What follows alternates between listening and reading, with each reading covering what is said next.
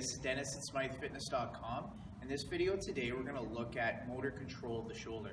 It's important that we have adequate mobility and stability in the shoulder, but if we've looked at those things and we're still having issues in the shoulder, usually it comes down to a motor control issue. So in this video today, we're going to look specifically at 4 movements. The shoulder joint is a very mobile joint. There's a lot of different movements happening, but we're going to look at 4 specifically for this video today. First one we're going to look at is protraction of the shoulder blade. The shoulder blade just kind of glides forward like in a push-up. Retraction is in like a row, a back row. We're going to also look at elevation, as in like a shrugging movement or a holding movement, and depression, where the shoulder blades come down like as in a pull-up or a pull-down. Okay, so the first thing we're going to try to do is break these movements up into segments or into parts. And the way we're going to do that is just by using a dumbbell. The first thing we'll look at is protraction from a lying position on a bench. Now for this movement, you're just going to grab a dumbbell. Okay, so you're just going to grab a dumbbell, you're going to lie flat on a bench, and you're going to allow your shoulder blade to come off the bench just a little bit here. Now keeping a straight arm without shrugging your shoulder up, we're going to keep this position.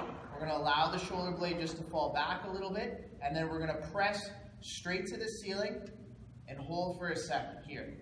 I'm keeping my arm locked. I'm not bending my elbow at all. Here, here. Okay, again, I'm not shrugging up here. I'm keeping a proud chest, keeping a neutral spine, and here. Okay.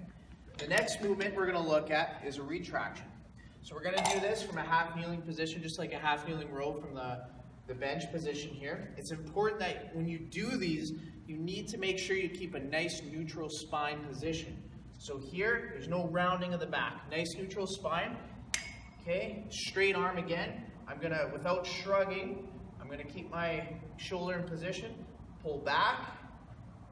Here. Pull back. Here. Okay, so I'm just retracting the shoulder blade. Okay, so those 2 movements, the retraction, the protraction. The next one is going to be an elevation movement. Okay, so again, using the dumbbell, nice and tall, bracing my core. Okay, my arm is straight. I'm just, without shrugging the shoulder, I'm going to elevate here and lift. So when I say shrugging, I mean not crimping or tightening up in here. Just nice and tall, I'm going to elevate, lift to the ceiling, and down. Elevate, and down. Okay? So it's just a small movement. All of these are small movements. Now the last one that we're going to do is a depression exercise of the shoulder. We're going to do this one just with a band.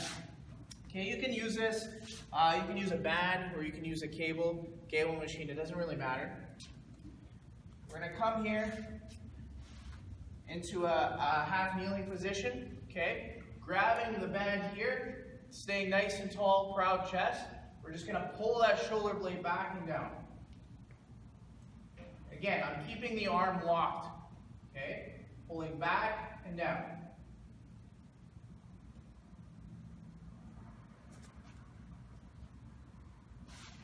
Okay, so those are a few ways just to kind of practice that movement.